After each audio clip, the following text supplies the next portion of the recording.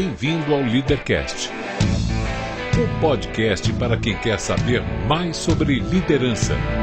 Apresentação: Luciano Pires. Bom dia, boa tarde, boa noite, bem-vindo, bem-vinda a mais um Leadercast, o podcast que trata de liderança e empreendedorismo com gente que faz acontecer. No programa de hoje falo com Maria Luján, jovem argentina com vivência em vários países e que escolhe vir morar no Brasil, país pelo qual se apaixona, e quer ajudar a revolucionar pela educação. Este não é um programa de entrevistas, não tem perguntas programadas nem roteiro definido. É um bate-papo informal, com gente que faz acontecer, que vai para lugares onde nem eu e nem meu convidado imaginamos. É por isso eu não me limito a fazer perguntas, mas eu dou meus pitacos também, você entendeu, hein? Isto aqui não é uma entrevista, é um bate-papo. O Leadercast é lançado por temporadas. Os assinantes da Confraria Café Brasil e do Café Brasil Premium têm acesso imediato à temporada completa assim que ela é lançada. Os não assinantes receberão os programas gratuitamente, mas um por semana. Para assinar, acesse o cafebrasilpremium.com.br. Muito bem, mais um Leadercast, como de praxe, eu vou contar como é que essa pessoa chegou aqui. Aliás, não é Leadercast, na língua dela é Leadercast, ela fala Leadercast. Long time ago, in a galaxy far, far away, ela mandou para mim um e-mail contando uma história em espanhol, porque era uma argentina, que estava chegando no Brasil para morar aqui, para ver o que ia acontecer aqui no Brasil. Mandou um e-mail, eu me lembro que ela foi visitar a gente na gravação, eu li o e-mail dela na gravação, foi muito legal, a gente acabou se conhecendo ali. Eu acompanhei um pouquinho as loucuras que ela vinha fazendo e a gente depois perdeu o contato, ficamos um tempão só acompanhando de longe. Aí uma hora dessa eu vi que ela tinha feito tanta doideira, tanta loucura e tem tanto plano para loucura que eu falei, preciso conversar com essa moça aí acho que vai dar um baita Leadercast, né? Tem 3 perguntas que são as fundamentais do programa, são as únicas que você não pode errar. É o seu nome, a sua idade e o que é que você faz. A idade a gente pode até negociar, mas vamos lá. Nome, idade e o que é que você faz. Então, meu nome é Maria Luján Tubio, eu tenho 37 anos e eu faço um monte de coisas. Você nasceu onde? Eu nasci em Buenos Aires. Buenos Aires? Uhum. Oh, é de lá, é portenha, como de sangue azul, né? O que seu pai e sua mãe faziam? Meu pai, ele trabalhava na empresa de meu avô, eles faziam botões para as camisas, para várias marcas argentinas e estrangeiras, e depois aí a empresa começou a crescer, trabalhar com outras coisas, sempre com roupa, e minha mãe era professora numa escola primária. Você tem irmãos? Eu tenho uma irmã. Uma irmã? Sim. Uma irmã. O que a Maria queria ser quando crescesse? Eu queria ser veterinária. Dançarina, veterinária. É? Uhum. Mas por quê? Porque gostava de bicho, é isso aí? Eu gostava de bicho, gostava de dançar, escrever. Então, escritora, dançarina. É legal, é um bom sonho de criança, né? E aí, você foi estudar e foi fazer o quê? Aliás, deixa eu ver, só para recapitular. Seu pai, então, tinha um negócio dele. Seu pai era um empreendedor, é isso? Sim. Não trabalhava para ninguém, ele tinha um negócio próprio. Um negócio próprio. E sua mãe era professora. Sim. Legal. Quer dizer, teu modelo foi um empreendedor e uma professora. Um excelente ponto de partida aí, né? Você foi estudar o quê? Então, eu fui estudar letras e filosofia lá na França. Você largou pelo caminho veterinário. Um belo dia você achou que não dava aquilo. Eu percebi que em biologia e eu não tinha nada a ver, eu apenas gostava de animais, mas o que eu queria era ter o privilégio de ter o máximo de ideias novas dentro da minha cabeça no mínimo prazo possível. E eu achei que o mundo da literatura e da filosofia seria o caminho certo para tentar aprender o máximo com o mínimo de vivência possível. Eu era muito nova. Aos 17 anos, na verdade, eu fui estudar na Califórnia, antes de terminar a escola. Eu fiz um curso de filosofia e religião comparada lá na Califórnia e eu fiquei apaixonada. Como é que uma garota de 17 anos vai fazer um curso de religião comparada? Isso não é normal para garotas de 17 anos. Não é. Não é? Da onde vem isso? O que te conquistou? Eu tinha uma crise existencial. Eu queria descobri o significado da vida. Eu não me senti identificada pelas minhas amigas que iam nas baladas, que voltavam bêbadas. Eu não me senti identificada com isso. Eu queria saber por que a gente estava aqui. E as respostas que eu encontrava não faziam sentido. Eu não tinha uma religião, não tinha nenhuma crença específica, então comecei a pesquisar todas as religiões, filosofias, franceses, e foi assim. Com 17 anos? Bom, e aí você encontra lá nos Estados Unidos essa... Eu já te conheço o suficiente para saber que você tem essa, como é que eu vou dizer, esse arrojo, eu me atiro e vou fazer, tem que acontecer, né? Mas como é que é isso? Como é que você toma uma decisão dessa, chega para o seu pai e sua mãe e fala, pai, mãe, a los 17, estou me mandando para os Estados Unidos, vou estudar lá, vou fazer... Como é que foi a reação deles? Que esperavam ter uma filha doutora, alguma coisa assim? Olha, eu acho que eu tive muita sorte, porque eu venho de uma geração de pais que eles não tiveram muita escolha, eles não tinham uma situação financeira boa quando eles eram mais jovens, quando eles estavam no ensino médio, então eles quiseram me deixar fazer tudo o que eu queria. Qualquer coisa que eu pedia, que fosse andar a cavalo, patinação no gelo, estudar inglês, eles se esforçavam e eles davam todas as oportunidades para mim que eles não tiveram. Então, eles não entravam tanto na questão do o que, mas o como. Como eu vou fazer isso? Como eu vou fazer isso acontecer? Então, eles não debatiam comigo o que eu queria fazer. Nesse aspecto, eu tive muita sorte. E teve sorte porque essa liberdade total podia ter levado para um outro caminho, né? E você escolheu muito bem. Mas por que Estados Unidos? Eu tinha vontade de estudar originalmente nos Estados Unidos, então fui conhecer uma universidade lá em Berkeley, na Califórnia, aí que eu fiz os cursos. Eu gostei muito, mas eu percebi que também que era muito caro e que tinha outras opções. Então comecei a pesquisar outras opções e gostei mais do modelo europeu. Na verdade, a universidade que eu estudei era uma mistura do modelo americano com o modelo europeu. Que ano foi isso? Eu fui em 1998 para Califórnia e depois eu mudei para França no ano 2000. Você ficou 2 anos nos Estados Unidos só? Não, nos Estados Unidos eu fiquei... Foram só uns meses que eu fiz um curso intensivo. Tá. Aí eu voltei para a Argentina, fiz 1 ano de faculdade, também para tentar que ficasse mais barato, porque aí você junta esses créditos universitários, essas disciplinas que você faz, e consegue fazer elas serem validadas lá, validar essas matérias na outra universidade onde você vai concluir os estudos. E aí você decidiu ir para França? Originalmente eu ia para os Estados Unidos, aí mudei os planos, fui para França. Fazer o que lá?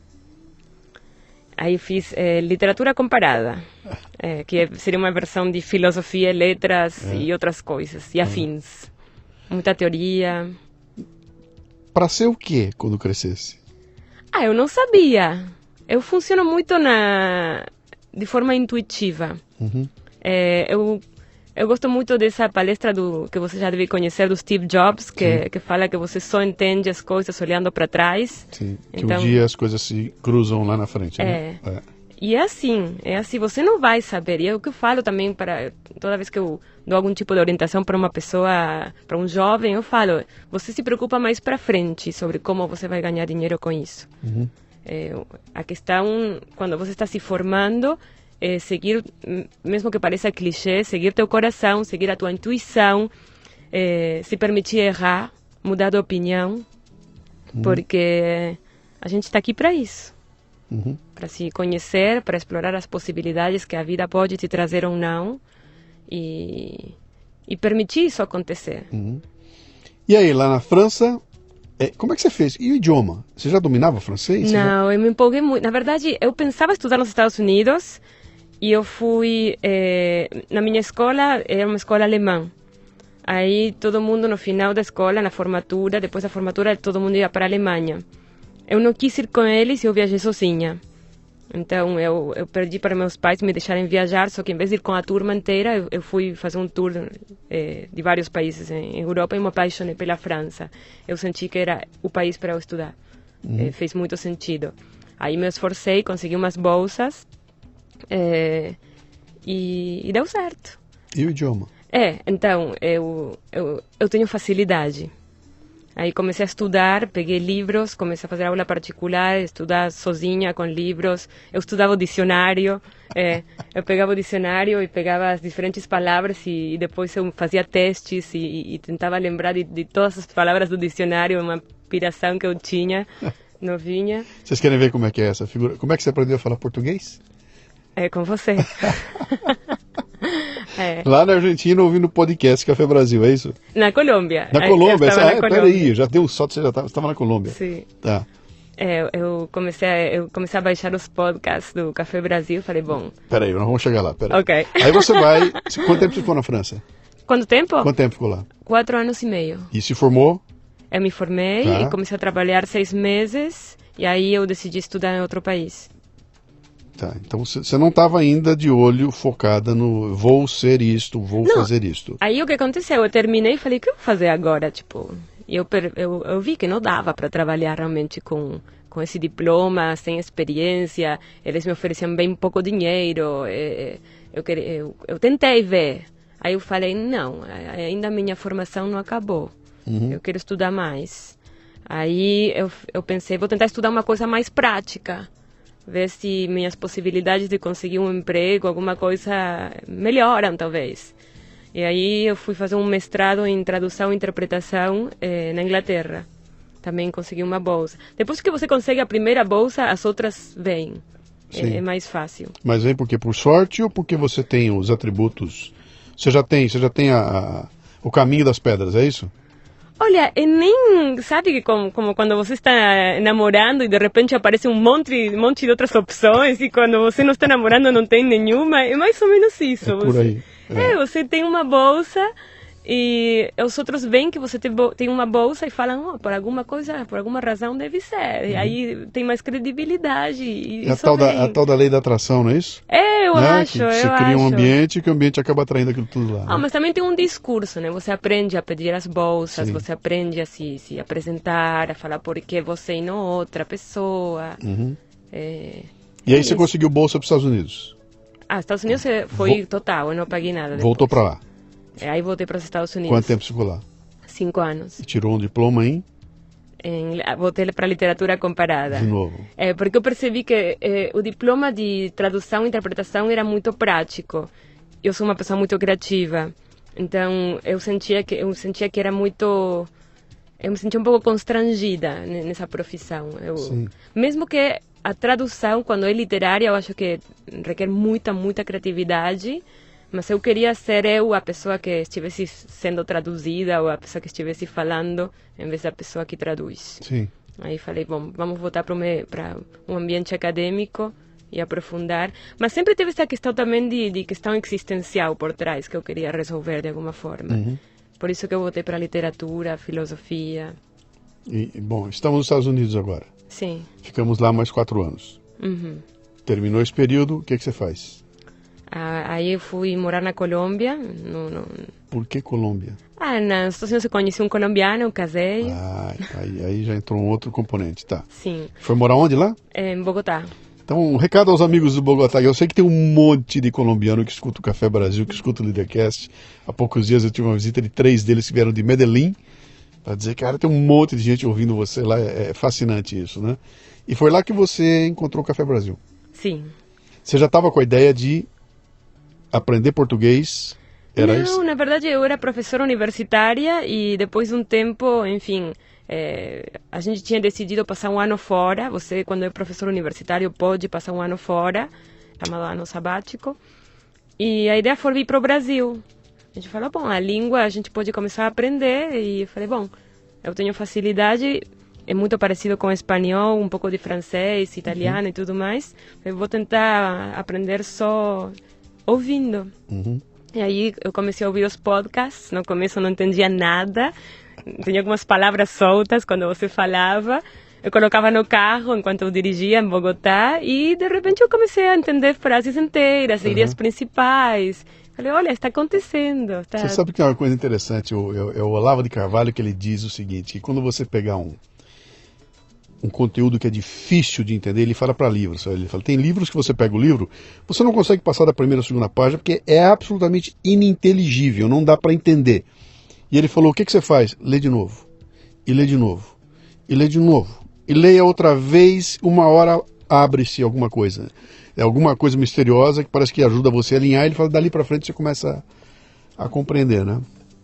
Imagino que idioma deve ser uma coisa parecida. Mas aí vocês vieram para cá para ficar 1 ano no Brasil. Sim. Foi quando eu te conheci? Sim. Aquela vez, então. Ela chegou aqui e aí foi interessantíssimo porque ela começou a escrever algumas coisas e foi uma delícia acompanhar a perplexidade de uma argentina com experiência na França, Estados Unidos, entrando na cultura brasileira. E ela contava umas histórias que eu morria de rir, né? Eu falei, cara, como é que vocês conformam em ficar na fila? Como é que pode ser um metrô assim? Vindo da experiência de fora e experimentando aqui. Aquilo foi divertidíssimo de ver os relatos dela de como é que ela se incorporava, né? Mas uma coisa que me chama a atenção nisso é que você passou por 3 culturas que são muito diferentes. A cultura francesa, a cultura norte-americana, a cultura colombiana, que é parecida com a nossa aqui, e veio cair na brasileira, que tem suas particularidades, né? Como é que é como é que você faz para assimilar uma cultura que é tão diferente da sua? Ou seja, eu vou para lá e vou me tornar um deles, que foi o processo que eu vi acontecer com você aqui, né? Vou para o Brasil e vou me tornar uma brasileira. Você lembra que eu até comentei com você, falei, aproveita agora que daqui a 6 meses você está estragada, né? Você vai virar brasileira, né? Aí você não vai ter mais, não vai se chocar com mais coisa nenhuma, né? Como é que é esse processo de assimilação de cultura? A assimilação de uma cultura. Eu entendo que tem particularidades, mas a tua predisposição, estou indo para assimilar uma cultura. Que cuidados, o que você fez? Como é que você faz isso? Olha, uma coisa que é importante primeiro é tentar fazer amizade com as pessoas do país. Eu vejo muitos estrangeiros que ficam querendo encontrar estrangeiros do próprio país, em vez de realmente se misturar com pessoas do próprio país. Então, você vai morar na França, em vez de ficar com brasileiros, faz amigos franceses, conhece eles e, sobretudo, observa como eles se comportam. Observa o que eles fazem diferente, as palavras que eles usam. E começa a replicar isso sem questionar muito, porque muitos dos problemas culturais saem dessa falta de observação. Você vem e faz do jeito que você conhece. Sim. E aí não funciona. Então tem que observar um pouquinho mais e também sem se preocupar muito, porque na maioria dos países que eu morei, visitei, eles são muito abertos, assim, quando você é respeituoso pela cultura, você mostra interesse. Uhum. Como é que foi esse teu choque de Brasil? Fala um pouquinho dessa tua chegada aqui, de repente... Foram muitas coisas, coisas. Desde os horários, porque mesmo sendo argentina, eu sempre fui uma pessoa muito pontual, mas aqui a dificuldade para chegar num horário marcado, ou a dificuldade para falar não, as pessoas não conseguem falar não, aí você acha que a pessoa vai aparecer, porque ela disse talvez eu vou, talvez eu vá lá e ela não aparece, ou vamos ver, talvez consiga, e tudo isso não existe, eu não sabia nada disso, demorei muito para entender essas coisas. Aí, mas hoje eu falo direto, vamos marcar. Mas, enfim, teve essas coisas assim que eu não estava preparada, digamos, dessa dificuldade, mas teve também uma surpresa, um tesouro muito grande que eu encontrei, que eu vejo até hoje, e que é a razão pela qual eu ainda gosto muito de morar aqui, que é as pessoas. Eu não me senti tão acolhida em nenhum país como aqui. Aqui tem sido o país com mais abertura para me receber. Eu tenho me sentido tão bem tratada, acolhida, respeitada. As pessoas são muito queridas. Alô, você que está nos ouvindo aqui, essa moça está descrevendo os brasileiros, tá? Não fica, esse povo que ela descreve não é de outro país, é daqui do Brasil, né? Você contou uma história, você até escreveu a respeito disso. Ela vai fazer uma viagem para o exterior, no aeroporto de Cumbica, e resolve que vai de metrô e pega a sua mala gigantesca e vai para o metrô de São Paulo às 6:30 da tarde, sem fazer ideia do que era aquilo. E chega lá, aquilo é um terror. Se você não é de São Paulo, você não sabe o que é aquilo, mas o metrô é uma loucura. Centenas e milhares de pessoas tentando entrar no trem ao mesmo tempo, e ela lá paradinha com a mala dela na mão, sem saber o que fazer, para que lado ir. 2 malas. 2 malas, sim. Sem saber, nem ter condições de entrar no trem. E aí o que acontece? Aí eu estava desesperada. As pessoas entravam no metrô, não era o metrô, era outro, um CPT, como se chama? Sim, CPTM. CPTM. Sim. Aí todo mundo entrava e eu ficava no mesmo lugar que eu estava, porque não dava para entrar. As pessoas entravam todas juntas e as portas se fechavam, e eu falei, vou perder o voo, acabou. Esquece, não tem forma de você chegar ao aeroporto, esquece. Pegar táxi agora vai ser pior, então já deu, esquece. Aí comecei a ficar desesperada, falei, olha, vamos fazer uma coisa que é pouco convencional, mas que tem servido em outros contextos, aqui no Brasil tem funcionado, vamos pedir ajuda. Aí parei com 2 pessoas que estavam lá do meu lado e falei, olha, é o seguinte, eu estou indo para o aeroporto, eu não sabia que ia ser assim. Seu português não era esse que você está usando hoje? Não, eu falava muito pouco português, ainda falo mal, mas naquela época falava bem menos. E eles entenderam, primeiro eles não entenderam, eles estavam muito surpresos de me ver lá, com as malas gigantes, e tentando entrar no metrô. E eles falaram, tranquilo, a gente vai dar um jeito. Aí as portas se abriram, eles impediram as outras pessoas de entraram com as minhas malas, aí o resto das pessoas entraram no metrô, eu fiquei fora, olhando eles dentro do metrô com as minhas malas e falei, acabou. Agora, pensando que não podia piorar, agora piorou mesmo. Aí eles me fazem assim com as mãos para eu entrar dentro do metrô, tipo, vem. E eu entrei. E eles me trouxeram as malas e falaram, não faz mais isso, hein? Mas é aqui, tuas malas, pode pegar. Eu falei, gente, incrível, incrível, maravilhoso. Imagina, até hoje, só lembrando essa capacidade de ajudar uma pessoa desconhecida. Eu me lembro que você falou que chamou atenção, foi isso. Falou, cara, a hora que eu falei, quando eu pedi ajuda, imediatamente a ajuda veio e eu consegui resolver o problema. Eles resolveram uma coisa que era impossível de resolver. Eles chamaram outras pessoas desconhecidas para impedir as pessoas de entrarem na porta. Imagina, bloquearam tudo. Eles entraram, aí todo mundo entrou e eu fiquei observando, paralisada. Você sabe que para nós, que somos brasileiros, a gente não consegue enxergar isso, né? O brasileiro não consegue ver isso. Eu fiz até um Café Brasil que eu falava sobre essa coisa de quem é de fora enxergar o Brasil e contar e descrever um país que para nós que estamos aqui a gente não enxerga, a gente não consegue ver. Mas como assim? Que história é essa, cara? Esse povo aqui é um povo bruto, é um povo que mata todo mundo, mata a troco de nada, a gente perdeu educação, a gente é incompetente, e esse é o nosso olhar aqui. E de repente você vem de fora não contaminada e chega aqui e fala, gente, não é bem assim, né? Eu estou vendo valor, tanto viu que você está aqui há quanto tempo? Faz, 5 anos. 5 anos que você acabou ficando aqui. Mas olha, tem essas coisinhas assim, de repente, que eu falei, os horários, que não falar não. Mas ao mesmo tempo eu comecei a curtir também esses aspectos que eu achava meio negativos. Então, porque faz parte da cultura. Por exemplo, a falta de capacidade para marcar alguma coisa dá muita liberdade. A gente, em outros países, fica meio que constrangido, porque você falou que ia fazer alguma coisa e tem que fazer, não pode desmarcar. Que, by the way, é o único país que eu conheço que tem uma palavra que não é cancelar, tem desmarcar. Sim. É a única língua que eu conheço que tem esse conceito, está desmarcado. Mas... então isso dá muita liberdade para realmente você se conectar com o que você quer fazer na hora, nesse dia, e vai e faz. E essa possibilidade também de desmarcar e que ninguém vai ficar assim muito chateado e todo mundo aceita você desmarcar até certo ponto, lógico, traz muita liberdade. Você sabe que eu tenho uma tese para isso? Eu não me lembro se eu comentei isso com você uma vez, que era o brasileiro, ele está tão acostumado com essa, de novo aquele gesto horrível, flexibilização, que a gente já trabalha em função dela. Então, por exemplo, uma coisa que chamou a minha atenção quando eu fui aos Estados Unidos, Quando tem um acidente de automóvel nos Estados Unidos, e o acidente é numa rua qualquer, não na estrada, na cidade aqui.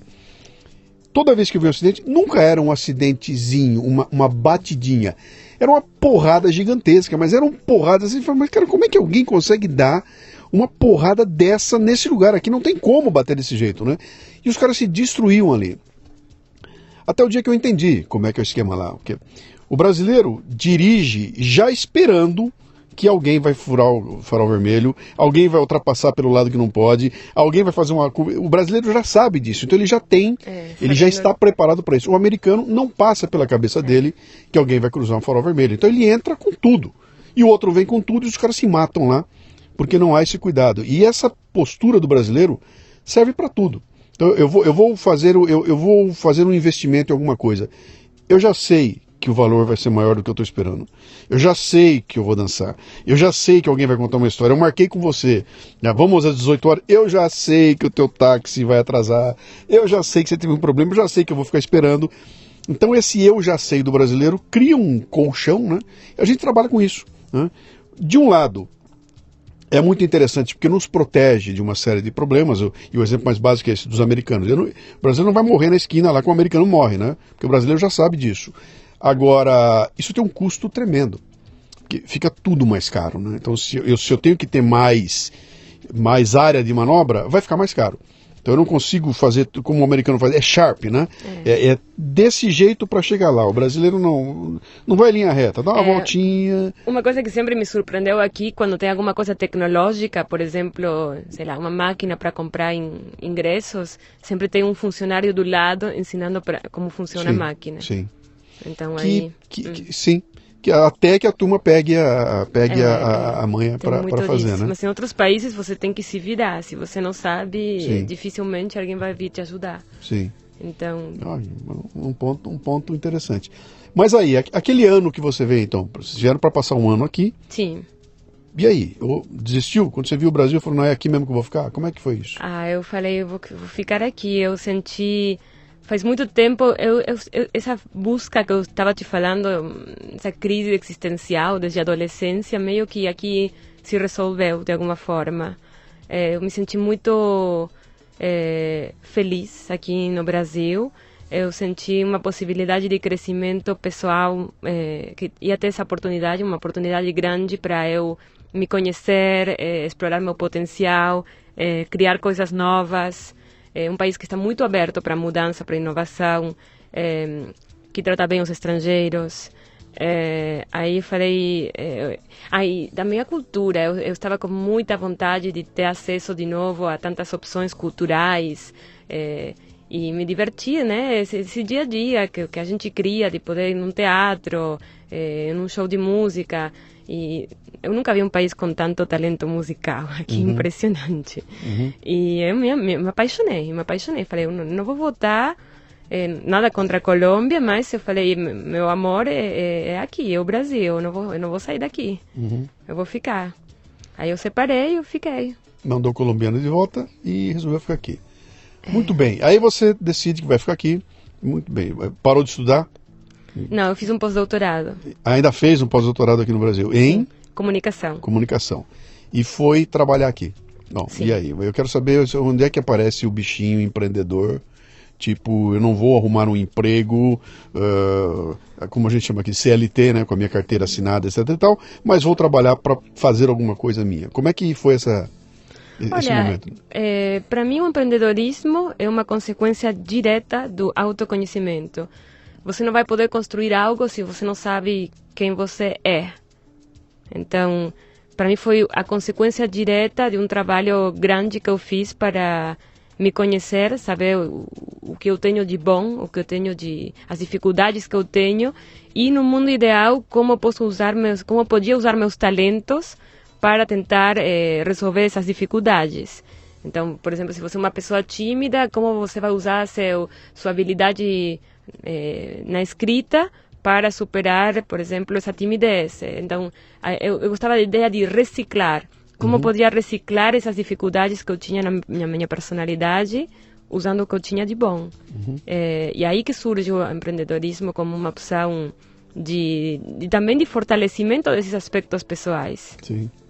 Tem uma palavra que meio que define isso que você fez, que é metacognição, né? Que é quando você começa a olhar a forma como eu penso, por que eu penso o que eu penso, por que eu reajo do jeito que eu reajo. É quando você para, eu não vou prestar atenção lá fora, mas eu vou entrar dentro de mim, é um mergulho, né, interno de mim, onde eu vou começar a questionar por que é que eu faço assim, né? Então, aí você cresce exponencialmente, porque eu começo a entender por que é que eu funciono de tal forma e vou ajeitar onde é que eu sou forte, onde é que eu sou fraco. Se eu não consigo entender por que que eu reajo assim, acaba ficando complicado. Isso envolve mudança de hábitos, uma pancada de coisa, que só acontece quando você mergulha dentro de você. A questão é que pouca gente tem tempo para isso, né? A gente está ocupado demais trabalhando, eu estou ocupado demais interagindo com as pessoas para ter um tempo de parar para mim e deixa eu me questionar. Peraí, chegar no final do dia, olhar e falar, deixa eu ver o que eu fiz hoje. Fiz isso, mais isso, mais isso. Por que que eu fiz, né?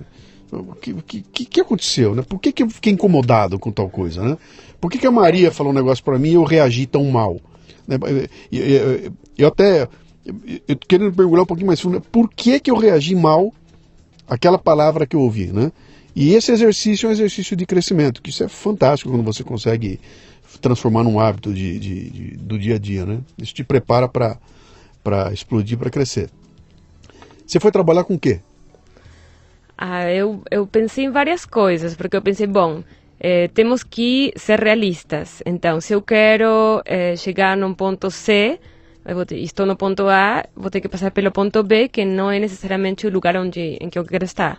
Então, você vai ter que conseguir digamos, uma atividade para você pagar suas contas, enquanto você desenvolve e cria seus próprios negócios. Sim, eu preferi esse caminho. Então, eu falei, bom, eu vou pagar minhas contas fazendo X e vou começar a brincar com as coisas que eu realmente quero fazer e sem, acho que foi chave, sem querer controlar tudo. Eu sempre fui uma pessoa muito organizada e isso o Brasil me ensinou, a não ser tão organizada, porque quando você não tenta controlar tudo é que surgem muitas oportunidades que num esquema mais rígido não iam aparecer jamais. Contatos, estar no lugar certo na hora certa. Se você tenta controlar tudo, não funciona desse jeito. Eu chamo isso de caos organizado. Caos organizado, eu lembro, Ulisses. Você lembra disso? Que eu falei do 60/40, né? Que o meu projeto, o 100% do meu projeto tem 60% controlado. Os outros 40%, sim, seja o que vier. E a hora que aparece uma novidade eu consigo incorporar porque eu tenho espaço para isso, né?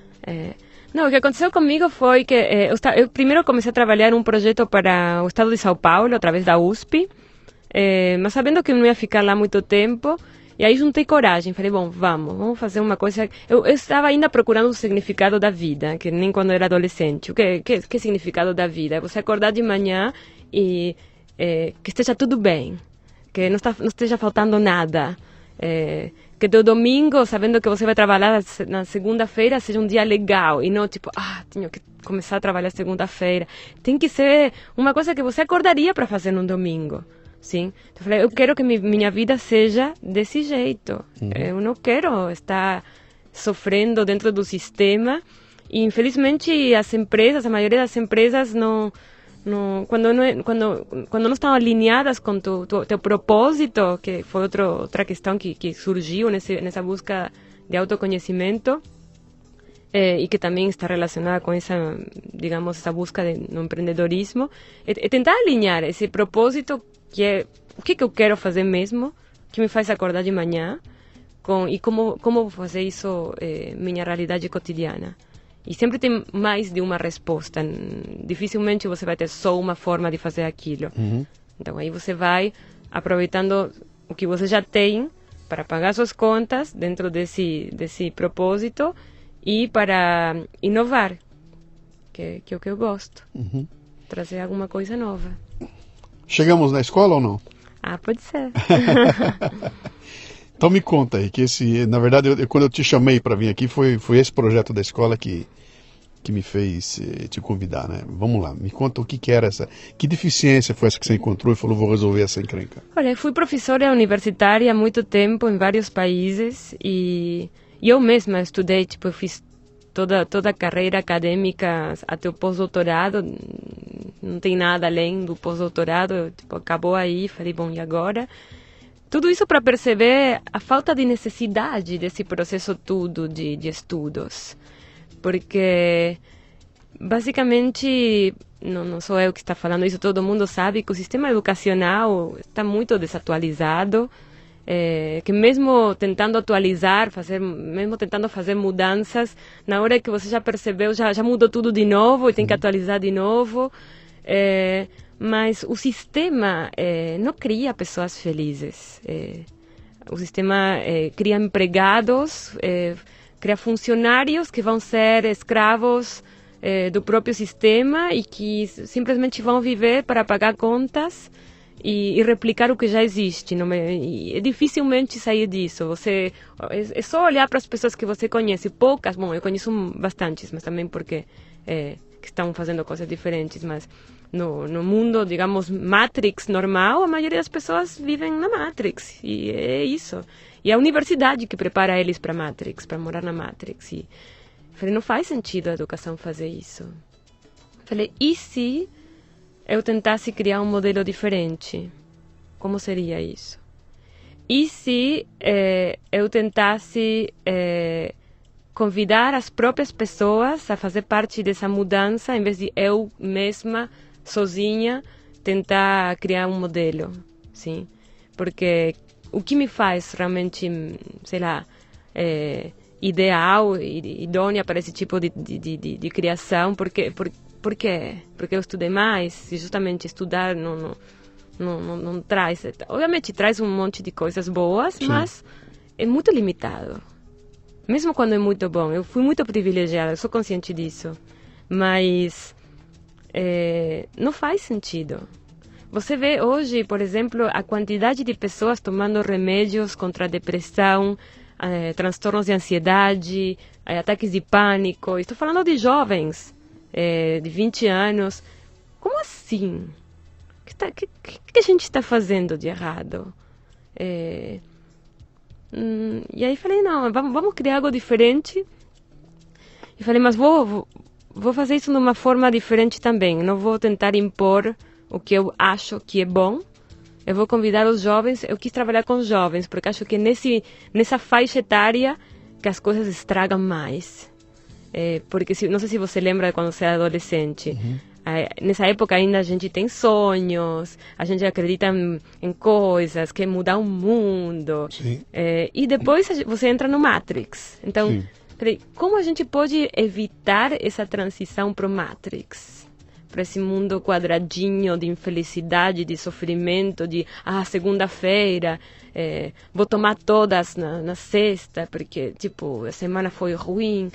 Então, como vou evitar isso? E a gente fez um hackathon, que a gente fez um hackathon de umas 10 horas, mais ou menos, reuniu vários jovens e especialistas de diferentes áreas para discutirem os problemas da educação. Eram jovens de 13 a 19 anos. E queríamos que eles mesmos chegassem, trabalhando juntos, e com o apoio que a gente brindou, que eles chegassem sozinhos a um modelo que a gente pudesse criar. Sim. Então, eles mesmos estudaram os problemas e trouxeram soluções. Para que você que está com interrogação na cabeça aí, hackathon é mais um desses termos que a gente importou para definir uma coisa que é meio que, se for definir em português, vai ficar gigantesco. Então, uma palavrinha só mata o assunto lá. Que você reúne um monte de gente durante um período de tempo indeterminado, joga lá uma tarefa, nós temos que ir juntos aqui, chegar num final, pode ser todo mundo junto, pode ser grupos, mas a ideia é que esse grupo todo elabore uma solução qualquer para um problema durante um período de tempo. O próprio nome, né? Hack, de hackear e maratona. Então, uma maratona, a gente não vai sair daqui até resolver esse problema. Isso aí. Sim? Isso aí. Ou a menos ter alguma solução. E foi o que eles fizeram. Eles criaram... Qual era o problema? Que você botou pessoas... Bom, primeiro, você convidou o pessoal... Eu me lembro que na época você me falou, tem gente que você me avisou, né? Você mandou para mim uma mensagem. Eu queria ter uma turma muito diversa, porque se você vai tentar resolver um problema, tem que incluir todo mundo. Sim. Senão você simplesmente vai continuar mantendo...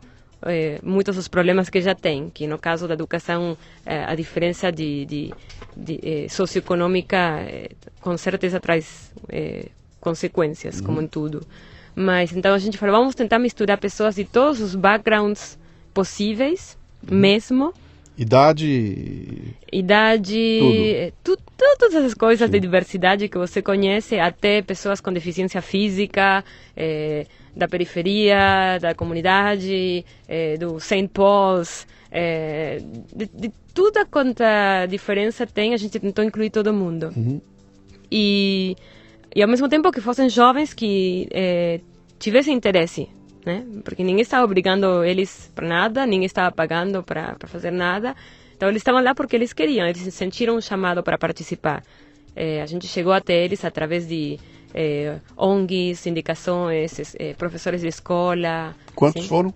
Foram uns 40 alunos. A gente selecionou, foram mais que se inscreveram e a gente selecionou uns 40. Tentando ver que entendessem a proposta. E eles então entenderam que eles iam tentar desenhar o que deveria ser uma escola. Não necessariamente uma escola, porque o conceito de escola já traz um problema. Se eu te pergunto onde você aprendeu as coisas mais importantes que você aprendeu na vida, dificilmente deve ter sido na escola. Não foi. Não foi. Dificilmente foi na universidade, na sala de aula, então... Que nome você deu para aquilo? Se não era escola, era o quê? A gente escolheu o nome de Casa do Presente. E foi engraçado porque foi um menino de 10 anos que escolheu o nome. Foi muito engraçado, na verdade. Estávamos reunidos todos, imagina uma turma de profissionais super top, assim, cada um na sua área, o dono de uma agência de publicidade, a organizadora do TED, pessoas que estão constantemente em contato com inovação, com criação. E estávamos lá uma hora já tentando trabalhar nesse conceito do nome, e uma das professoras, facilitadoras, a gente não usa realmente o nome professor, ela tinha trazido o filho, que estava com o celular num cantinho, ouvindo a conversa do nome e tal, sei lá, conceito, X, Y, Z. E ele, no momento, cansou, e ele levantou a mão e falou, posso falar uma coisa? Eu falei, sim, Lucas, fala. Ele disse assim, olha, eu acho que o que vocês querem talvez seja a casa do presente. Não escola, porque escola não é um lugar que as pessoas gostam. E a casa, sim, um lugar para todos. E do presente, porque é uma escola para aprender o que você precisa saber hoje, agora, e não num futuro que você ainda não conhece. E porque também é um presente que vocês querem dar para essas pessoas, para esses jovens. O moleque de 10 anos elaborou isso tudo. E todo mundo ficou de boca aberta ouvindo aquilo? Paralisado. Porque ele falou até muito melhor do que eu acabo de falar, e com uma convicção, assim. E ele até falou, porque ele fala inglês, ele falou, até funciona em inglês, the house of the present. É present que você dá e do presente que é agora. Eu falei, gente... Eu falei, é para isso que a gente está aqui, para aproveitar. Claro. O conhecimento já está lá. A função da educação é acordar as coisas que já estão lá, que todo mundo tem. A gente não é um copo vazio, sem nada, que precisa ser preenchido. Então, enxerga o ser humano que está aí com o que ele já tem de bom e traz esse potencial para fora. Complementa com outras coisas e deixa ele surgir. Eu lancei agora um pote sumário lá de um livro chamado The Leading Brain. É muito legal, você vai adorar isso aí. Onde são dois é uma neuropsicóloga e ele é um cara de liderança, mas lançaram um livro onde eles explicam do ponto de vista da biologia tudo como é que o cérebro funciona, e é fascinante, né? A busca de serotonina e aquela coisa toda. E eles contam em determinado momento que as empresas costumam pegar os seus funcionários, determinar pontos fortes e pontos fracos, e vamos trabalhar os pontos fracos para você ficar bom. Eles dizem lá o seguinte, que quando você foca no ponto fraco, se você entender que você funciona como picos e vales, né? Eu sou um pico no meu ponto melhor e sou um vale profundo no meu ponto pior. Ele fala, quando você trabalha o vale para diminuir a profundidade do vale, você junto com isso diminui o tamanho do pico. Ele falou, porque o teu exercício vai lá, a tua energia vai para lá e você sem perceber diminui o pico. Ele falou, então esquece isso, cara. O que você tem que fazer é o seguinte, pega o ponto fraco e só eleve até o ponto aceitável. Não tenta levar para a excelência. transforma no aceitável. Fala, ó, você é muito ruim nisso aqui, então vamos ficar aceitáveis, né? E vamos focar no ponto forte que é onde você vai... Você vai crescer. São coisas que até mudam com o tempo. Todo mundo deve ter algum exemplo de algo que não conseguia fazer faz muito tempo e que de repente um dia se tornou algo fácil. Sim. E sem ter que passar por um esforço. A gente é um organismo vivo. Sim. Passa por ciclos, que nem as plantas, que nem os animais. E as coisas vão mudando sem a gente ter que fazer nada. São coisas que vão acontecendo. Então, se de repente você não é muito bom na matemática... Dá um tempo, assim, não cobra dessa pessoa, veja o que ela precisa fazer antes, sim? É um organismo vivo, ela precisa passar por um processo, sim, e individual, não dá para pretender a mesma coisa de todo mundo. E aí a Casa do Presente nasceu? Sim. E se transformou, o que é uma ONG, o que é? Eu chamo isso de um projeto de inovação na educação. Não está conectado a nenhuma grande entidade, não tem... Não, a gente não quis justamente fazer nenhum tipo de associação com nem... Me contataram de toda quanta coisa tem, empresa, partido político, enfim... A gente quis ficar, porque parte da graça é ter total liberdade para fazer o que a gente quiser. Então, não é uma escola, a gente nunca quis ser uma escola reconhecida como escola normal, porque aí você tem que seguir, até certo ponto, o Ministério da Educação, é justamente tudo que a gente não quer. E a gente quer ser complementar, então que cada um faça o que quiser, se você quer mandar seu filho no St. Paul's, uma escola pública da periferia, e isso que tem, tudo bem, e a gente complementa, basicamente fazendo uma boa lavagem de cérebro de muitas das coisas que eles estão aprendendo nessas escolas e trazendo o que os próprios alunos sentem que precisam aprender. Isso já está rodando? Quanto tempo tem ela? Já faz uns mais de 2 anos já. Você consegue enxergar isso aí como um negócio? Quando eu falo negócio, é o seguinte, é um negócio que tem que gerar dinheiro para ele se sustentar. Você pode até dizer o seguinte, olha, no fim do dia não tem lucro, não sobrou lucro, ele empatou. Mas mesmo para isso você tem que ter um plano de negócios e tudo mais. Vocês elaboraram isso? De jeito nenhum. Parte do que a gente quer ensinar para os jovens é a não colocar condicionamento, alguma condição para você começar justamente... A gente trabalha muito o conceito de empreendedorismo com eles. Sim. E a gente está tentando desmistificar esse conceito do empreendedorismo, que para você começar um negócio, você precisa de um plano de negócios de 90 páginas. Aliás, esse aqui é um programa de liderança e empreendedorismo. Eu já fiz 112, já foram gravados, e eu diria para você que 98% de quem sentou aí para contar uma história não tinha projeto. E eu falo comigo, você tinha um plano? Que plano, cara? Eu tinha um sonho, e eu meti as caras e fui fazer. Então é uma coisa, eles estudam o plano na escola, mas na hora de começar o negócio, que plano, olha, cara? A gente fez uma pesquisa, eu sou pesquisadora, né? A gente fez uma pesquisa começando o projeto da Casa do Presente para entender como é que está a cabeça desses jovens hoje, de todas as classes sociais. E tinha uma pergunta sobre o medo ao fracasso, relacionada com esse tema. Todos têm muito medo do fracasso. De dar errado. Então, eles falavam, eu tenho muitas ideias, mas o medo ao fracasso me faz não fazer nada, me paralisa.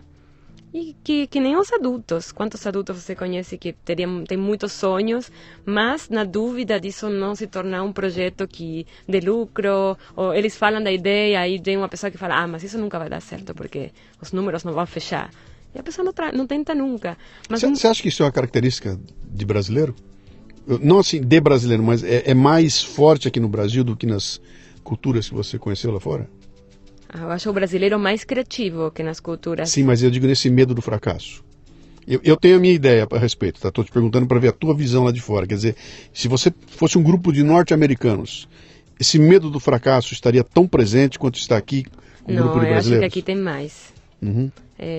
O americano cresce com essa cultura de se achar extraordinário na escola, tem esse good boy, good girl, eles passam de uma turma para o ano seguinte, é muito mais fácil. O francês? O francês não, o francês Ele é pessimista, né? Ele é mais pessimista, ele está acostumado a ouvir que tudo que ele faz está ruim, é horrível. O francês exagera muito, é muito negativo. Em vez de falar é ruim, é péssimo. Se não tem essa coisa do good boy, good girl, tenta fazer mais. O americano não está acostumado a um feedback negativo, não cresce com isso na escola. Não, é fantástico. Eu participei agora há pouco tempo, eu fui lá para um evento de palestrantes. National Speakers Association, estava lá, então 300 palestrantes. Na plateia, você imagina o tamanho da sala para caber tanto ego lá dentro, né? Que é tudo palestrante, né? Então, e aí eram palestrantes se apresentando para palestrantes. Então a plateia de palestrantes para assistir um palestrante e o brasileirão sentado lá. Eu era o único sul-americano, era eu lá, assistindo aquilo lá. Eu fiquei... Eu não sei como descrever aquilo, mas todas as apresentações eram altamente positivas. A plateia reagia aos caras que subiam lá. Não era um concorrente meu que estava lá. Um cara subiu para fazer uma palestra e eu quero que dê certo, portanto eu vou estar junto com ele e a plateia entrava. Então, de repente o cara vinha e falava assim, não, porque teve um momento que ele entrou na sala e o elefante estava morto e a plateia fazia, ó. É uma coisa que você jamais vai ouvir isso acontecer no Brasil. Isso não tem aqui, né? E ali eram concorrentes assistindo concorrentes e todo mundo para cima, e tudo para cima, o tempo todo. Nós queremos que isso aqui dê certo, que vá bem. No final é uma delícia o evento, porque não tem ninguém, não dá. Se você puxar o cara para um lado e conversar com ele, você até vê que ele pode ter essa visão de que não está certo, mas ele não exprime isso. Ele não coloca para fora isso, ele não vai jogar areia, ele quer que dê certo, né? Então, só voltando à minha visão ali, se você perguntar para mim, eu digo o seguinte, o americano tem essa visão de que eu sou foda e eu vou fazer dar certo porque eu sou americano e vou fazer dar certo. O francês tem aquela visão de que é péssimo, é ruim, não vai funcionar. E o Brasil é o seguinte, Deus não quis. Deus não quis, Deus não ajudou, se Deus quiser vai dar certo. Se Deus que Deus, ele parece que ele transfere para uma entidade tanto a capacidade de fazer acontecer quanto a culpa do que deu errado. E ele fica num vácuo ali no meio. E aí quando você reúne o pessoal, eu tenho medo que não dá certo, porque afinal de contas não sou eu que estou sob controle. Quem controla é ele. É Deus que vai fazer dar certo ou não. E para mim isso explica uma pancada de problemas que a gente encontra aí, porque a minha dificuldade tanto de acreditar que eu sou capaz de fazer, como a minha dificuldade de assumir responsabilidade pelo que deu errado. Sabe, a culpa não é minha. E se levar isso para nível do Estado e tudo mais, é a mesma coisa. A culpa é do prefeito, foi o presidente, é o governador, não sou eu. Não sou eu. Então... eu não sei se esse é o problema. Eu acho que o problema é ficar paralisado e não fazer. O americano vai e faz, e se não dá certo, ele vai, começa outro negócio e continua. Estamos generalizando, óbvio que estamos generalizando. Claro. Mas aqui, e na América Latina em geral, existe, e sobretudo nas mulheres, muito medo de começar um projeto. Porque o que vão pensar de mim, se não der certo, se não funcionar, eu vou perder tempo, vou perder energia, melhor vou ficar fazendo o que todo mundo faz, né? Mas a gente conseguiu começar aos poucos. A geração mais nova tem uma coisa que a gente não teve, que é o acesso a toda essa quantidade de informação que tem na internet. Né? Tecnologia. Sim. Tecnologia. Então, eles já vêm com outro chip. Então, as coisas que a gente demora para entender, neles entra muito mais fácil. E eles já gravam, já fica na cabeça deles. Então, não é uma coisa com esforço, como a gente teve que aprender. Tá, não deu certo. Ok, continua. Eles já sabem, já tem uma tendência natural para isso. E, então, para eles aprenderem a trazer um projeto e realmente fazer o projeto acontecer é muito mais fácil, porque primeiro a gente tira o peso de ter que dar certo. A gente fala, olha, se não der certo, no processo de não dar certo, você provavelmente vai ter outra ideia. Ou quando você entender por que não deu certo, vai entender o que pode dar certo, então. E é só passando pelo ponto B que você vai chegar no C. Não tem como pular. É difícil pular. Então, a gente tira muito desse peso do fracasso e fala, vai, descobre, E se não for isso também, ou pode ser que você nem goste de fazer isso, e aí você vai mudar. Mas você já vai saber, vai ter uma noção mais próxima do que você quer. Uma ideia do que você realmente quer fazer. Então, tirar esse drama de a escolha certa, de o para sempre. Ninguém mais fica no mesmo trabalho para sempre. Isso já não existe mais. Isso é uma noção muito, muito antiga. O pessoal gosta de mudar de área, de trabalho, de atividade. E porque o ser humano é uma coisa muito complexa. Não é um computador para estar repetindo a mesma tarefa dia a dia. Uhum. Você acha que tem um componente de autoestima grande nessa história toda aí? Você consegue enxergar essa garotada sentada lá com um problema de autoestima, de tipo, eu acho que eu não sou capaz de fazer porque eu não me considero capaz, sabe? A maioria dos jovens tem uma autoestima baixa porque os próprios pais têm uma autoestima baixa. Então eles cresceram vendo pessoas que não acreditam nelas mesmas e que se conformam com qualquer coisa. Então como elas vão interiorizar um modelo diferente? É muito difícil. E mesmo as pessoas que estão falando lá de como a vida delas é maravilhosa, isso não significa que elas tenham uma autoestima alta. E criança, jovem, pessoas em geral, eles aprendem mais pelo exemplo do que pelo que é falado. Então, não importa você ver seu pai cheio de dinheiro e bem-sucedido se você sabe que ele é infeliz, né? Então, o jovem vê isso e sabe. É um insight interessante, tem a ver com aquela frase, eu não vou me lembrar agora o nome do sujeito que falou o seguinte: se você quer ser tubarão, ande com tubarão. Se você quer andar com sardinha, você vai ser sardinha. Então, se você não pode escolher onde você vai estar, você pode escolher com quem que você vai andar. Né? E ao escolher com quem eu vou andar, eu vou escolher o exemplo que eu estou me abastecendo. Quer dizer, Olha, essa é uma das dicas que eu dou para as pessoas em geral. Você quer mudar qualquer coisa, começa a estar rodeado de pessoas que já estão nesse lugar. É um como se fala? Shortcut. Sim, é um atalho. É um atalho. Vai muito mais rápido. Claro, eu quero mudar um hábito de ficar bêbado na sexta-feira. Todos os meus amigos ficam bêbados na sexta-feira e eu estou junto com eles. E de repente eu vou precisar mudar esse hábito no meio de 10 caras que não mudam o hábito. É tudo muito mais difícil, né? Sim. Eu tenho que mudar esse grupo. Eu tenho que sair desse grupo para poder facilitar essa mudança de hábito, né? E isso é uma decisão própria. Isso dá para fazer, não precisa de dinheiro para isso. Não. Você tem que fazer uma escolha, né? Eu até faço a palestra Geração T, Geração Testemunha, que sabe tudo o que está acontecendo. Mas quando você pergunta por que está acontecendo, elas não sabem por que está acontecendo. Isso não tem a ver com geração de idade. Qualquer pessoa pode ser geração T. Então eu dou uma provocada nos caras lá e falo o seguinte aqui: cara, você só tem R$500 no bolso. Vem um show do grupo de pagode de não sei o que, maravilhoso, que custa R$500. E ao mesmo tempo tem um curso no Sindicato Rural de pilotagem estratégica de drones, que custa R$500. Você tem que escolher o que fazer com os R$500. Você vai no show ou vai no curso? Todos os teus amigos vão no show e o show vai ser maravilhoso. E terminado o show, você se divertiu, foi muito legal, maravilhoso, teus R$500 foram embora. Se você decidir não ir no show, você vai fazer um curso. Teus R$500 vão embora e terminado o curso, você ganhou. Então tem uma escolha a ser feita nesse momento e você vai ter que ser o cara que vai decidir onde é que eu vou aplicar meu tempo e meu dinheiro. E nesse processo, talvez você tenha que quebrar o pau com seus amigos. Exatamente. Que vão dizer pra você que você é doido, que você é chato, que você é um pentelho, porque nós vamos, você não viu, você não foi maravilhoso, e você vai ter que conviver com essa...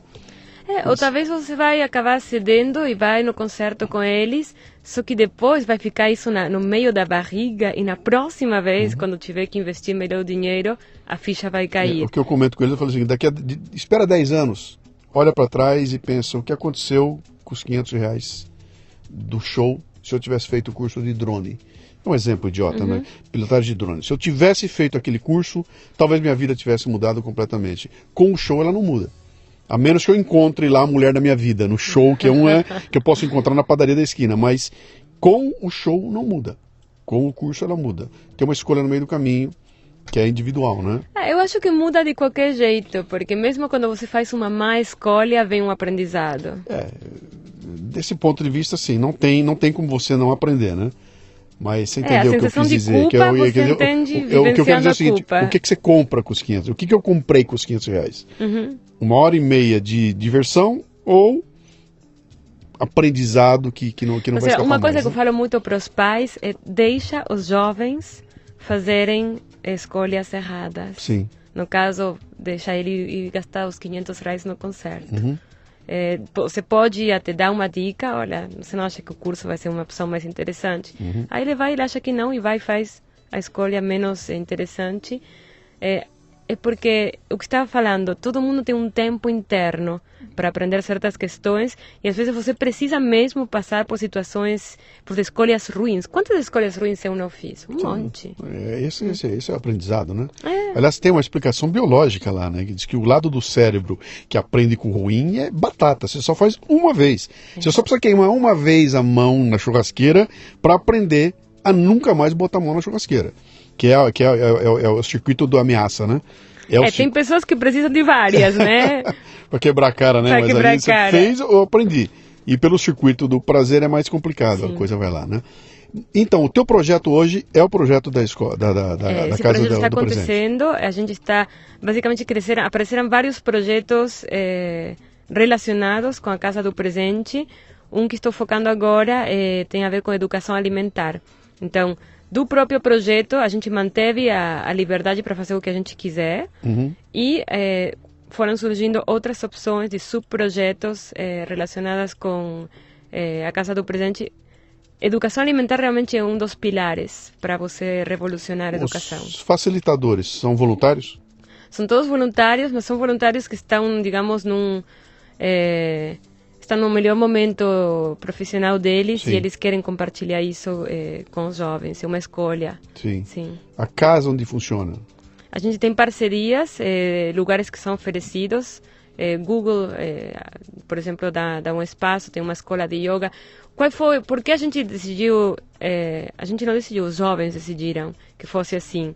Eles falaram, uma escola, as mesmas 4 paredes brancas, não traz vivência. Então, falar de biologia numa tela é muito diferente de você estar no meio de um parque, observando as árvores ou os animais. Sim. Do mesmo jeito, a alimentação tem que começar numa horta e acontecer numa cozinha. E isso foi realmente complicado, porque trouxe esse desafio de ter espaços reais. É um projeto de colaboração ao cubo, né?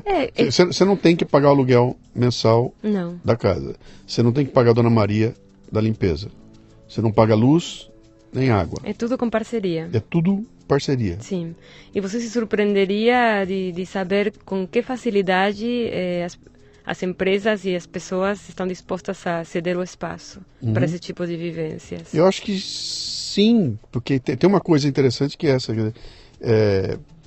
Se você não me pedir para ceder dinheiro, o resto que eu tenho aqui pode usar à vontade.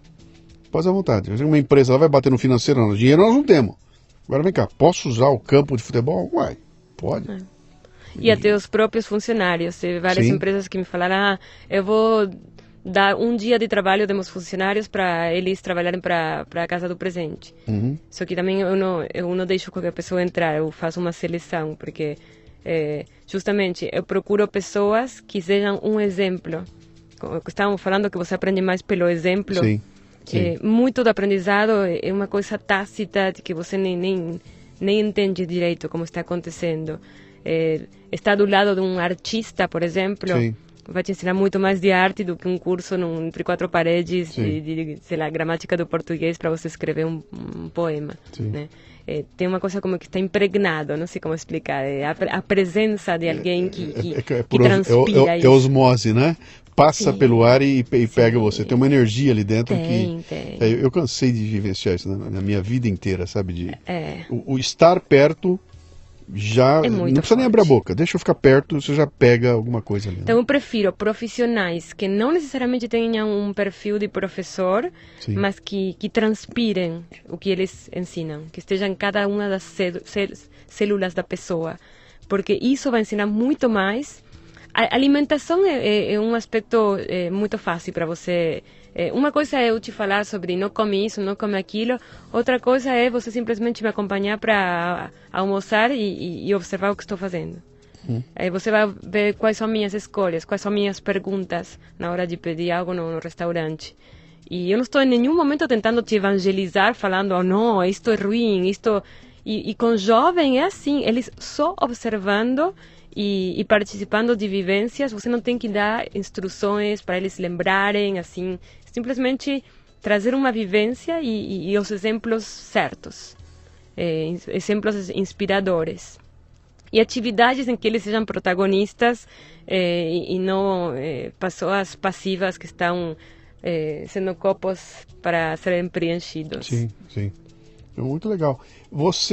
Esse é o teu negócio hoje? Eu tenho isso, agora estou com esse projeto de educação alimentar, que estava te falando que é um dos projetos que surgiu através da Casa do Presente. Como é que você ganha dinheiro? Como é que você custeia a tua vida? Se você trabalha como voluntária, de algum lugar vem. Como é que você faz? Olha, minha rede de networking é muito grande. E você acaba se tornando uma referência em diferentes aspectos, em diferentes temas. Não estou procurando uma palavra melhor, porque nem é temas nem aspectos. Você se torna uma pessoa que as pessoas... Você se torna um inovador. Eu não gosto dessas palavras assim da moda, mas realmente é uma pessoa que trabalha com inovação. Então, você é uma referência para resolver problemas ou trazer um conteúdo diferente que vai mudar uma empresa, por exemplo. Aí, de repente, uma pessoa que... Já me aconteceu, e conversar com um médico, não vou em médicos tradicionais, mas... E de repente citar o médico, conhecer um pouco a minha história e falar: você não tem vontade de vir aqui para fazer uma consultoria e tentar trazer isso para cá? E aí as oportunidades vão surgindo. Então, muito das minhas contas eu pago com consultorias, com projetos que eu sou convidada para participar. Mas... Networking e colaboração de novo. Sim. Legal. E realmente, eu acho que uma coisa que é importante é ser muito verdadeiro. Não estar atrás do projeto pela grana, sabe? Essa coisa, se está desesperado, isso não atrai propostas, não atrai...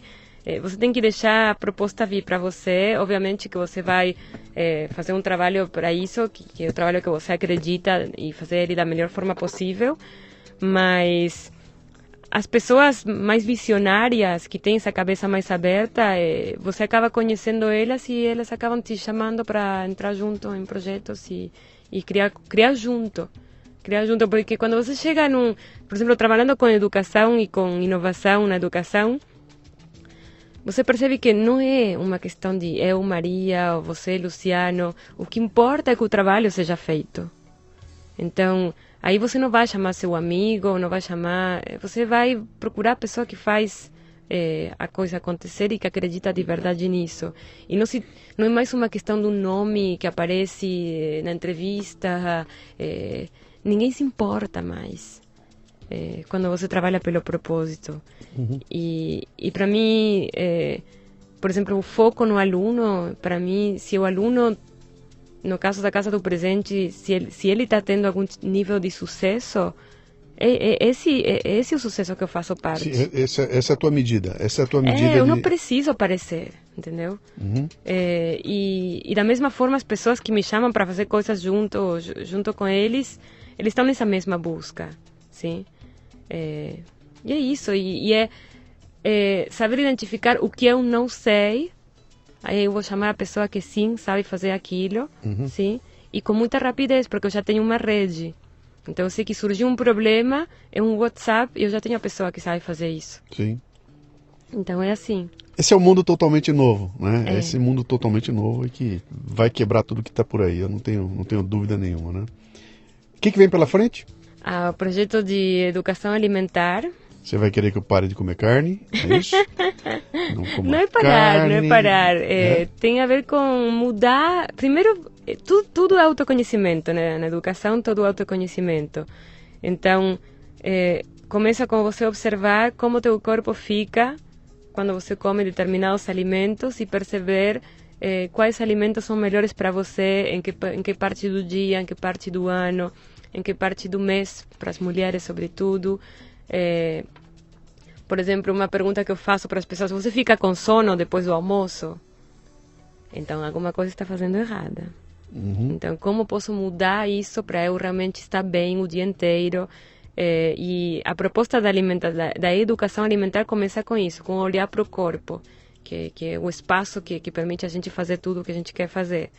E para a maioria das pessoas, essa mudança na alimentação traz mais espaço mental, mais ideias, mais vontade de fazer, mais força. Tudo que a pessoa não consegue fazer, às vezes mudando a própria alimentação, simplesmente acontece sem esforço. Então, a gente descobriu isso também com os próprios jovens.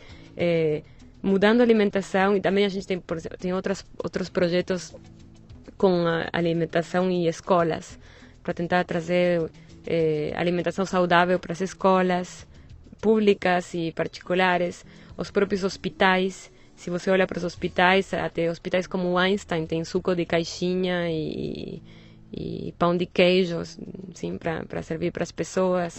Então, tentar realmente levar essa proposta para outros lugares, porque é uma forma mais fácil.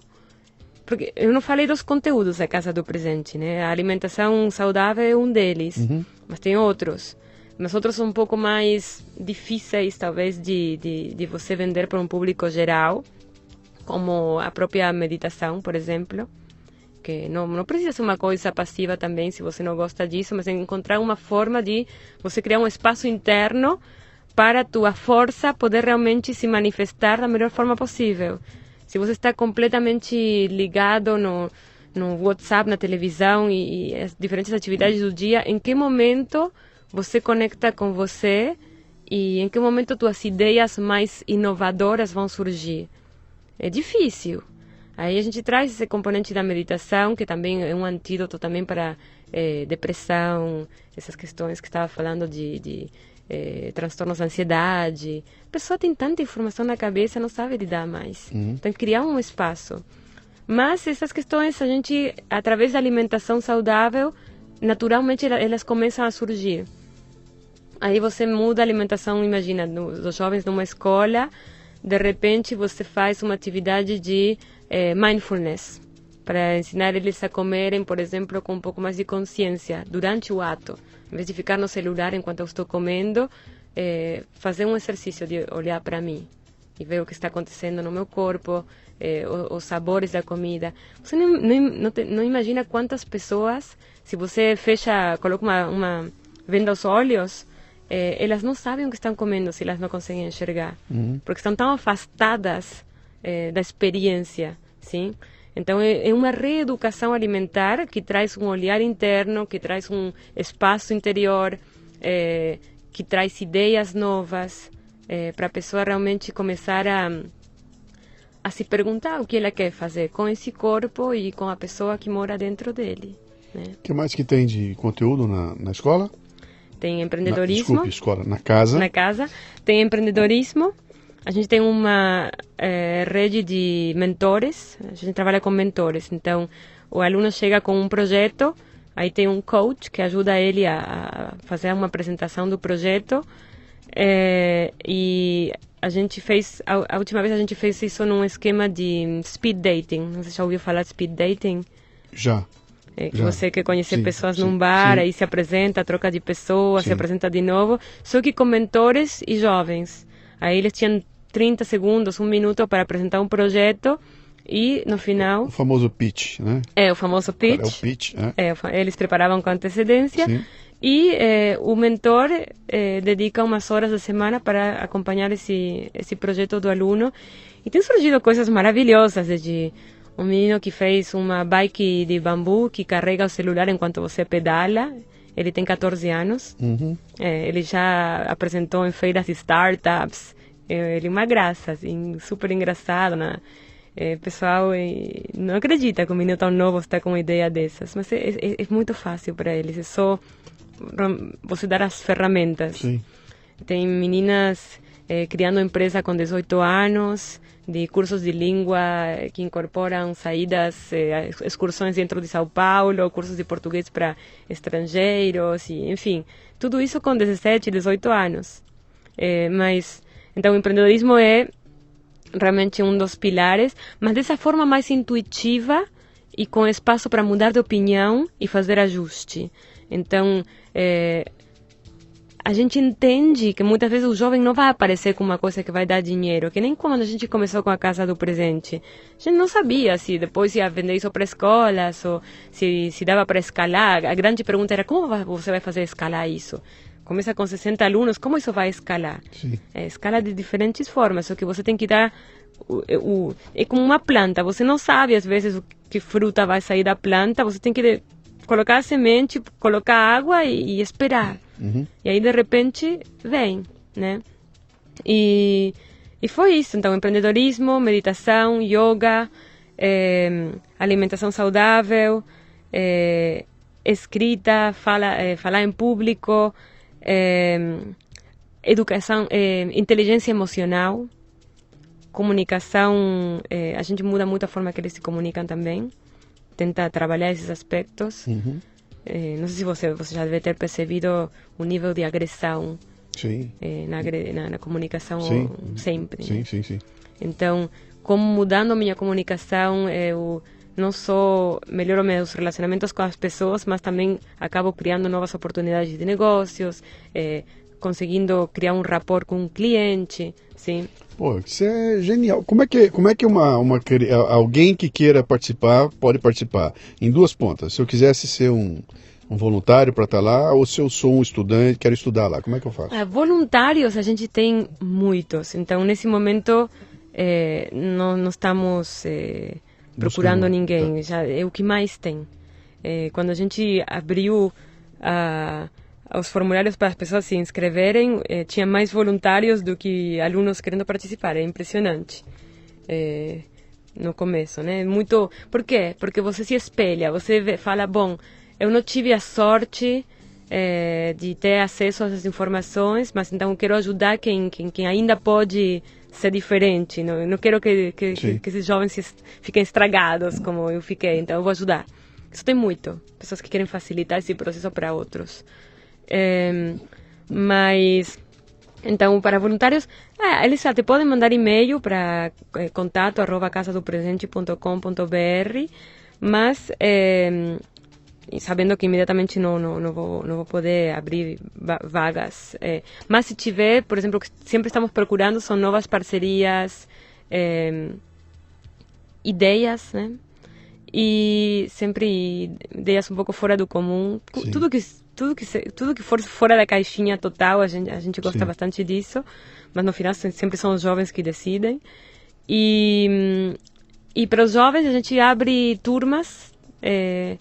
Esse ano ainda não abriu uma turma nova, mas mais para frente vai abrir uma turma nova, então ficar de olho no site da Casa do Presente, sobretudo no Facebook e no Instagram. casadopresente.com.br. Sim, mas sobretudo para o que é comunicação, a gente utiliza mais as redes sociais, que é o que os jovens usam. Tá. Jovens não entram muito em sites mais. É mais rede social. E no Instagram está como Casa do Presente. Sabe? Casa do Presente, sim. E o Facebook também, /Casa do Presente. Tá. Sim. Paga alguma coisa? Não. Nada? Os jovens não pagam nada? Jovem não paga nada. A gente pensou no momento em cobrar de quem podia pagar e não cobrar de quem não podia, mas achou que isso também ia estragar um pouco o próprio conceito. E, aliás, não é tão fácil assim, porque quem tem condições de pagar, não necessariamente os pais vão dar o dinheiro para eles pagarem. Sim. Então, não é tão fácil assim. Então, a gente decidiu que eles não pagassem. Imagino que o horário deve ser um horário alternativo, fim de semana? Final de semana, à tarde, normalmente, porque muitos vêm da periferia, então você marcar às 8 da manhã para eles fica muito difícil.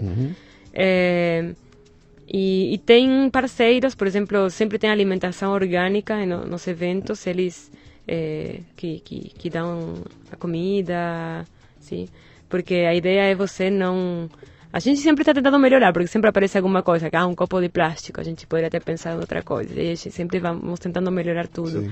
Mas a ideia é realmente você, o que eu falei, representar o que você quer ensinar, em vez de você falar. Então, se dá para você não usar copo de plástico, para falar de sustentabilidade. Tem vários temas, agora não estou lembrando, mas são todos esses aspectos que eles mesmos propuseram. Tem muitas questões também de saúde, as meninas querendo aprender um pouco mais sobre ginecologia, mas ginecologia natural, não? Entender mesmo como funciona o corpo da mulher, Sim. sem todos os remédios que elas recebem e essa quantidade de exames. Muitos são necessários, outros não necessariamente. Então, elas querem entender como funciona. Como é que você vai escalar esse negócio? Ou você não quer escalar? A palavra escalar, para mim... Eu digo escalar, vai abrir um branch no Rio, ou em Minas Gerais, não. ou no Rio Grande do Sul? Não. A gente está deixando a casa crescer mais organicamente e deixar os projetos paralelos que vão surgindo, digamos, como um guarda-chuva, está a Casa do Presente, e os projetos que vão surgindo através dela, como filhos da Casa do Presente. E tem até os próprios projetos dos alunos que já se formaram. A gente fez mais ou menos... nada é fixo, mas mais ou menos o trabalho que a gente faz com a turma dura mais ou menos um ano. Foi o que a gente descobriu que já traz uma coisa mais significativa. Se aparecer uma Maria em Recife que quer abrir um negócio parecido lá, que maravilha! E ela vir falar com você, você passa para ela você conta a história para ela? Como é que funciona? Você dá as dicas? Eu não acredito em ser dono de ideias. Se minha ideia for boa para outra pessoa e outra pessoa... Para começar, não é minha ideia, é a ideia de um monte de gente que participou na criação disso. Mas se isso fizer sentido para outra pessoa, que fiquem à vontade. Nada...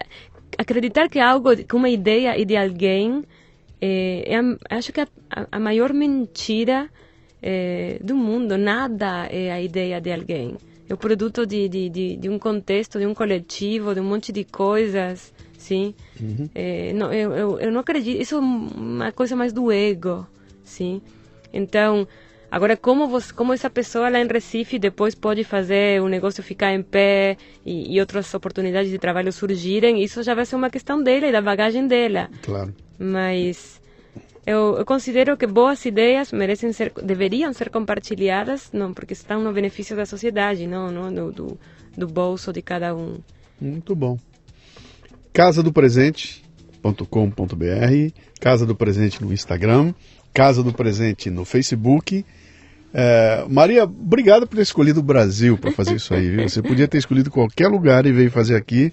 Achei um projeto bem interessante e eu imagino conversar com essa garotada que passou por lá daqui a alguns anos, sabe? E falar, me conta a tua experiência, porque isso aí quebra tudo. Tira fora como você falou, da matriz, né, do Matrix, né? Tira o garoto fora do Matrix e depois a menina fora do Matrix e ela vai ver um mundo que ela não está vendo no dia a dia dela. Olha, né? eu vou te dar um exemplo que eu fiquei um pouco chocada quando aconteceu, que foi produto de toda essa transformação toda que você vê nos jovens. Uma menina de 17 anos, a mãe casou com outro cara, se separou do pai dela, casou e mandou ela embora, porque o marido novo não gostava de ter a filha da esposa morando na casa e ela acabou indo morar com outros familiares. E eu falei, uau, isso tem um potencial de deixar a menina bem desequilibrada. E eu falei para ela, e aí, como você se sente? Está com raiva? Como você está se sentindo? E ela falou, Maria, minha mãe não teve muitas opções, sabe, para aprender a crescer e ser diferente. Ela é o que é e o que ela faz é o melhor que ela consegue fazer hoje. Ela não é por falta de amor, ela realmente está fazendo o melhor que ela consegue, ela não sabe fazer outra coisa. Então, não estou brava, não. Eu entendo. Então, eu ouvi isso e falei, gente, ela entendeu tudo, 17 anos.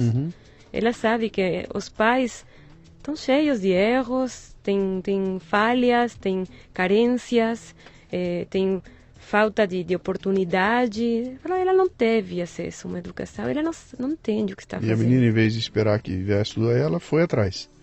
Vai atrás e vai fazer acontecer. Ela já está fazendo acontecer, você não tem noção das coisas que ela já fez. E tudo sozinha, sim.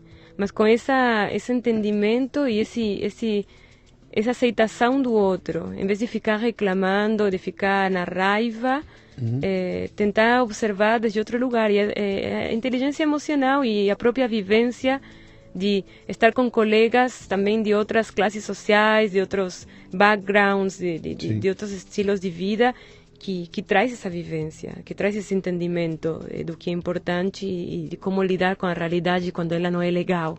Sim. Então, você que está nos ouvindo aí, acabou de ter uma lição, né, de que eu acho que dá para dar certo. A gente está acostumado o dia inteiro a ser massacrado por essas histórias horrorosas que chegam através da mídia.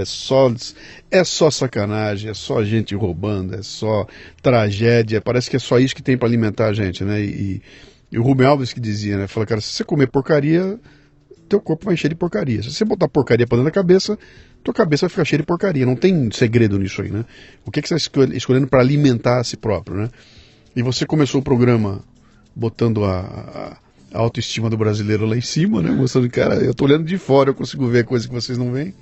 E depois mostra que tá cheio de gente disposta a fazer acontecer. Apenas dê um pouco mais de espaço, né? Que essa molecada vai criar coisas legais. Escuta, falamos aqui durante 1h25 e você sentou aí na frente e falou assim que eu sou muito ruim para falar, eu não sei assim no improviso. Você tá vendo? Eu não sei, eu nem vou ouvir isso depois porque que horror, será que falei alguma bobagem? Acho que ficou muito legal.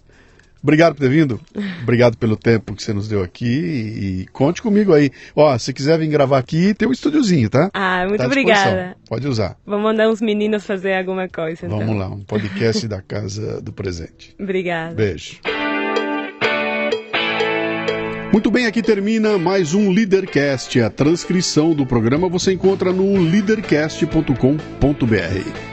O Leadercast chega a você com o apoio da Albaug Brasil, que está revolucionando o mercado com uma linha completa de agroquímicos genéricos. Sim, cara, genéricos de qualidade, combinando proteção, rentabilidade ao agricultor e respeito ao meio ambiente. Conheça as soluções Albaug em bit.ly/escolha inteligente. Para ter acesso a esta temporada completa, assine o Café Brasil Premium no cafebrasilpremium.com.br. Um ambiente educacional sem ser chato nem superficial, que já conta com mais de 1.000 assinantes, recebendo todo mês conteúdos voltados ao crescimento pessoal e profissional. Conheça que vale a pena. cafebrasilpremium.com.br.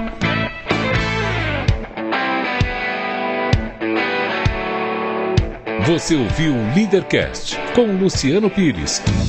Mais uma isca intelectual do Café Brasil. Acompanhe os programas pelo portal cafebrasil.com.br.